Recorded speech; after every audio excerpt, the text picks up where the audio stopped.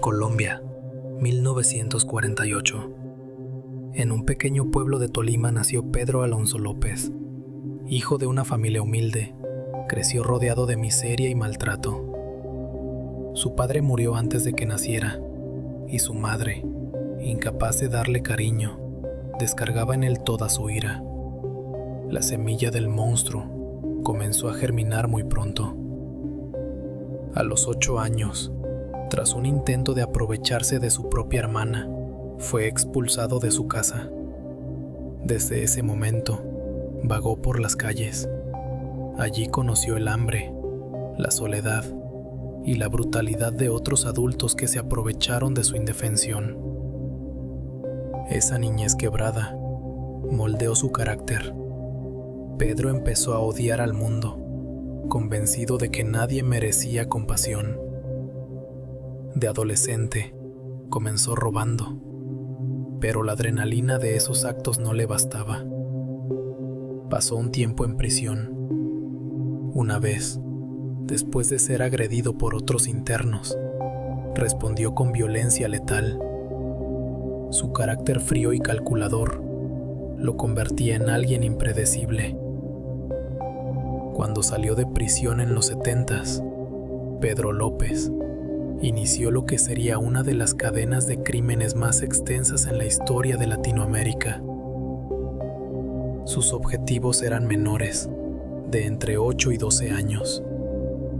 Vulnerables, inocentes, fáciles de engañar en comunidades hundidas en la pobreza. Pedro se ganaba su confianza con pequeños regalos, caramelos, juguetes baratos, unas monedas. Fingía ternura, se mostraba amable. Ellos jamás sospechaban. Una vez aislados, la máscara caía. El hombre sonriente se transformaba en un verdugo frío. Los llevaba a descampados, terrenos baldíos, ríos solitarios, y allí consumaba lo peor. En su propia confesión, llegó a decir: cuando la vida se apagaba en ellos, yo sentía calma, como si todo lo malo dentro de mí desapareciera por un momento. Años después, la policía comprobó lo que parecía imposible. Pedro no mentía. Llevó a los agentes a fosas comunes en Ecuador, Perú y Colombia. Les mostró dónde estaban enterradas sus víctimas. La cifra estremecía. Más de 300 vidas inocentes. Él mismo contaba detalles escalofriantes. Relataba cómo observaba a sus víctimas en los últimos instantes, cómo les hablaba para calmarlos antes de llevarlos a su destino final. Una frialdad que helaba la sangre. Fue en 1980, en Ambato, Ecuador, cuando intentaba llevarse a otro menor. Una madre sospechó y lo denunció. La policía lo atrapó. En los interrogatorios, al principio lo trataron como a un loco. Nadie podía creer lo que decía. Pero cuando comenzó a guiar a los agentes hacia las tumbas que él mismo había cavado, el horror salió a la luz. La prensa internacional lo bautizó como el monstruo de los Andes. En 1980 fue sentenciado en Ecuador, pero la ley tenía un límite increíble: apenas 16 años de prisión. Durante su encierro, López jamás mostró arrepentimiento. En entrevistas con periodistas, dijo cosas como: soy el hombre más desgraciado del mundo, pero no puedo evitarlo, es un instinto. En 1994 salió en libertad por buena conducta. Fue deportado a Colombia, donde lo detuvieron brevemente, pero no había casos sólidos contra él y lo dejaron libre. En 1998 desapareció completamente. Nadie sabe si murió o si siguió en las sombras. Algunos creen que cambió de identidad y aún vive. Otros piensan que alguien lo eliminó en secreto. Lo cierto es que nunca se volvió a saber de él. Pedro Alonso López es, hasta hoy, considerado el asesino serial más prolífico de la historia moderna. Más de 300 vidas inocentes. Una cifra que duele solo escucharla. Lo más escalofriante no es solo lo que hizo, sino la pregunta que sigue sin respuesta. ¿Y si sigue vivo, caminando entre nosotros? Un monstruo que convirtió a los Andes en un cementerio invisible. Un hombre que no conocía la palabra arrepentimiento y que probablemente nunca la conocerá. Perú, año 2005. Mientras las calles de Lima parecían seguir su rutina normal, un hombre recorría la ciudad convencido de que no era como los demás. Él mismo se hacía llamar el apóstol de la muerte. Su nombre, Pedro Pablo Nakada Ludeña. Desde niño, Nakada mostró señales de que algo no estaba bien en su mente. Había crecido en una familia marcada por la pobreza y la violencia, pero lo más inquietante eran las voces que decía escuchar, ángeles y demonios que le hablaban al oído. Esas voces, según él, le habían revelado una misión: limpiar el mundo de pecadores. Al llegar a la adultez, Pedro desarrolló una obsesión enfermiza con la religión. Llevaba siempre una Biblia y aseguraba que Dios lo había elegido como ejecutor de la justicia divina. Pero su interpretación era retorcida. Consideraba que prostitutas, drogadictos, homosexuales y alcohólicos eran escoria que debía ser eliminada. Entre 2005 y 2006, Nakada se convirtió en un depredador invisible. Armado con pistolas y cuchillos, recorría barrios pobres, callejones y zonas marginales de Lima. Allí buscaba a sus víctimas. No era un ladrón, no buscaba dinero. Su único objetivo era cumplir la misión. Cada vez que asesinaba, decía sentir alivio, como si realmente hubiera obedecido a una orden superior. En sus propias palabras, confesó que tras cada crimen leía un pasaje de la Biblia para justificarlo. Llegó a matar a más de 25 personas en poco más de un año. Su frialdad era perturbadora. Pedro afirmaba que, mientras quitaba la vida a alguien, escuchaba a los ángeles aplaudirlo, que la sangre derramada era parte de un sacrificio necesario. La policía al principio no entendía el patrón.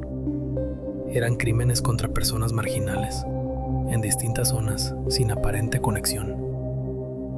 Pero poco a poco el cerco se fue cerrando. Testigos comenzaron a describir a un hombre extraño, de mirada dura, que se presentaba como un religioso fanático. En diciembre de 2006, la historia llegó a su fin. Tras un enfrentamiento con la policía en la región de Huacho, Nakada fue capturado. Al ser esposado, no mostró miedo ni arrepentimiento. Al contrario, declaró con calma que él no era un asesino, sino un siervo de Dios. Durante los interrogatorios y juicios, su comportamiento dejó a todos helados. A veces citaba versículos bíblicos, otras se quedaba en silencio mirando fijamente, como si siguiera escuchando esas voces que lo acompañaron toda su vida. Fue condenado a más de 30 años de prisión, y aunque hoy sigue encerrado, Nakada continúa diciendo que actuó por mandato divino. Para muchos, su historia no es la de un fanático religioso, sino la de un hombre completamente enfermo de la cabeza, que convirtió su locura en un credo sangriento.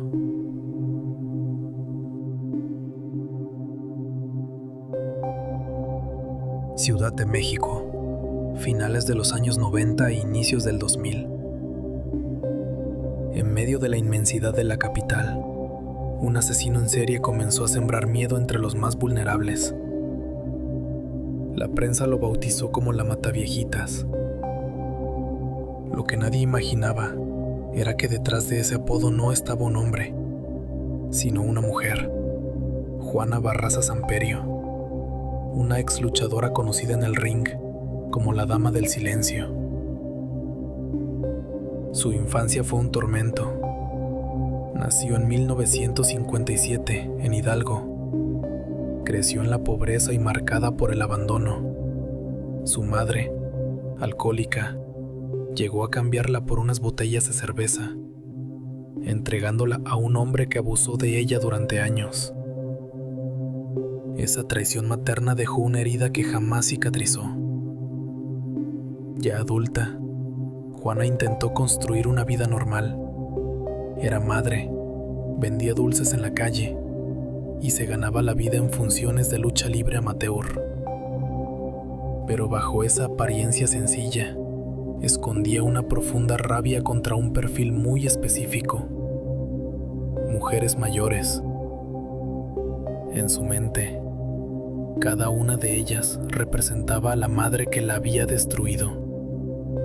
Entre 1998 y 2006, Juana Barraza acechó a ancianas en distintas colonias de la Ciudad de México. Fingía ser trabajadora social, enfermera o asistente doméstica para ganarse su confianza. Una vez dentro de las casas, todo cambiaba. Atacaba con brutalidad, acabando con la vida de sus víctimas y robando pequeños objetos de valor. Los casos se multiplicaban y la policía se encontraba desconcertada. El perfil parecía claro: un hombre fuerte, de complexión robusta. Nadie sospechaba que se trataba de una mujer. Durante años, Juana actuó con impunidad. Se calcula que pudo haber asesinado a más de 40 mujeres. Cada crimen dejaba una marca de furia personal contra la figura materna que tanto odiaba. Fue hasta el 2006 cuando la suerte se le acabó. Después de atacar a su última víctima en la colonia Moctezuma, fue vista huyendo por testigos que alertaron a la policía. En cuestión de minutos, Juana fue arrestada. El impacto fue inmediato. Una mujer, una luchadora, era en realidad la Mataviejitas. La prensa convirtió el caso en un fenómeno mediático. Fotos de Juana esposada, con su cabello teñido y su rostro duro, inundaron las portadas. En 2008, fue condenada a 759 años de prisión, una de las sentencias más altas en la historia de México. Hoy, Juana Barraza cumple su condena en un penal femenino.